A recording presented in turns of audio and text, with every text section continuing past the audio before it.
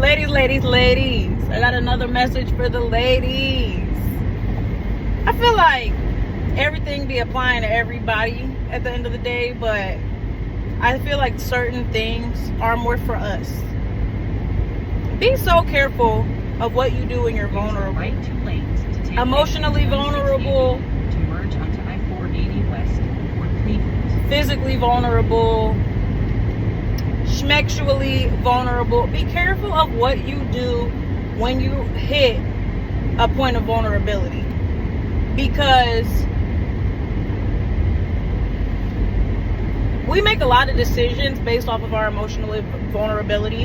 And maybe I'm projecting when I say that. Maybe it's just me that makes bad decisions when I'm emotionally vulnerable. But I allow certain energies in my orbit when I'm vulnerable. I entertain things that I have no business entertaining when I'm vulnerable. I make decisions that I would not make otherwise if I was not so emotionally vulnerable in the moment. And I think that that's one of our pitfalls as women, honestly. And then there's times where I feel like we have issues admitting that that's what it is. Like, oh, I caught myself in a moment of emotional vulnerability, and I don't always make the best decisions when I'm there. And I think that when we are in those spaces, we need to have people to lean on. We need to lean on God. We need to lean on whoever can walk us through our emotional vulnerability without us finding an unhealthy outlet for it. The easiest thing to do is fall into some form of temptation when you're vulnerable.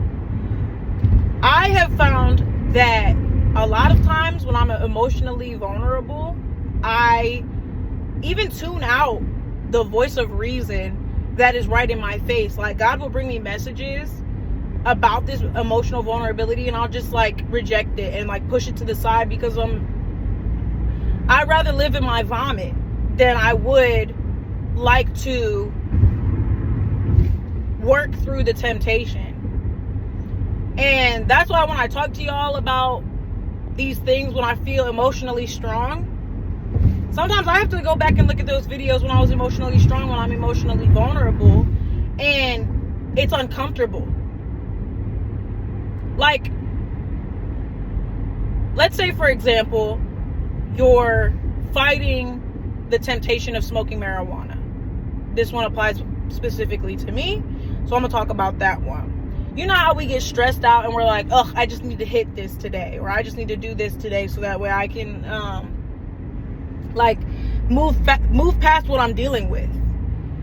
This one time it's not gonna hurt, whatever, who cares?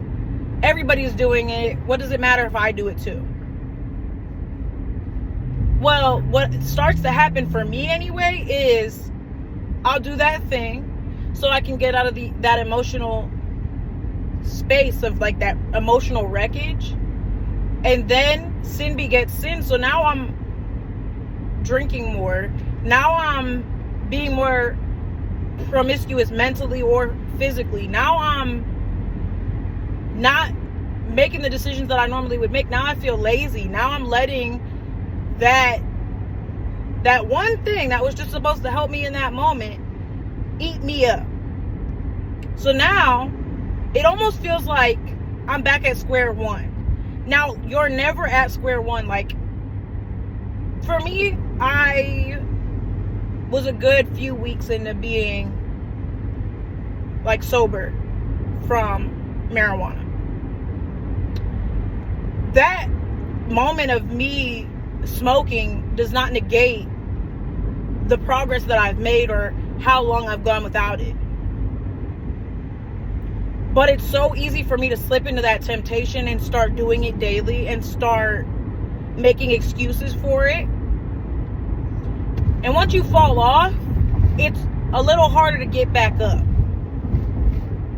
Doesn't mean it's impossible. Doesn't mean that I can't stop, because I've already shown myself. Because that's the one thing that you do have to. If you were able to let go of something, that means you can let go of it again, whether you think that you can or not. But the issue is not so much that you cannot let that thing go. It becomes more of, how willing am I to let this thing go again? How determined am I to keep up what I was doing prior? And it's not easy. It becomes almost a little bit more difficult now. So I say all of this to say, just be careful of what you do when you get emotionally vulnerable, because just like how we start to heal ourselves when we go back to the things that were contributing to our healing before. So, for example, I play basketball now when I'm going through it. When I'm bored, when whatever's going on, I play basketball and I can usually get myself out of that rut. That's something I used to do when I was a kid. That's something I did when I was a teenager. In the same way, the things that you do that are toxic for you, that you run back to when things get hard, they can also trick your brain into feeling as though this is healing. This is good for me right now. But the reality of it is that it's a temporary solace. And because of the destruction that it's done to my life, beyond how it's helped me, because of the destruction that it's done, it's always going to lead me back to that destruction if I allow it to get the best of me. And this goes for anything. Whatever your vice is, it could be having relations, it could be drinking, it could be smoking, it could be tobacco, it could be a number of things. It could be crashing out. Like, there are so many different toxic things that we may have done in our past that feel as though, oh, it's relieving me right now. And that's all I need right now, is that temporary relief. But nothing compares to the relief that God will bring you when you are obedient to Him. And I'm not telling you this from a standpoint of, I've been completely obedient to God ever since I started being a Christian. I just fell off this past weekend and had to claw my way up out of that hole that I got myself into.